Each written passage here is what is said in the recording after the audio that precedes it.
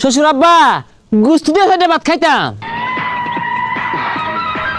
হারামজাদা ঈদের দিন আইছস গরু গুস্তু খাইতে খাইতে আমার হত করে আরতাছস।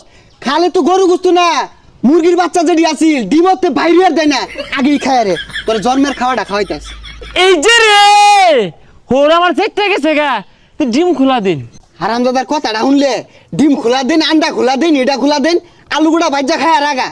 আম্মা কই আম্মা তেল তেলের একটা মাছ খোলা দিন। এ মাছ খোলাটার পাশাতে বইরা দিচ্ছে, জন্মের খাউনটা তোরে খাওয়াইয়াম।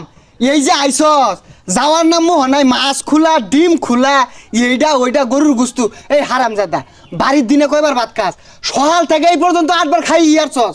হোর বাড়ি আয়া তো অপমান, আর থাকতাম না, জোর হল্লা থাকতাম না।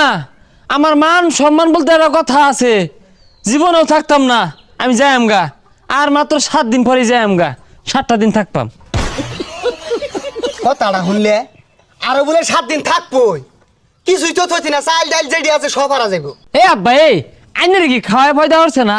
হ্যাঁ এত চাইল ডাইলে কি হরবা নিগুলা জামা এইতে খাইবো। হ তোর এই সব খাওয়াই আর গা, আমরা উপাসি থাই গা।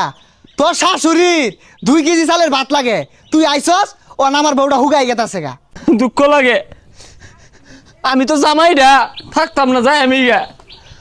লজ্জা শরম তো আমারও আছে, অতটা লেচ্ছি রয়েছি না যে এত কিছু করার পরে আমি থাকতাম।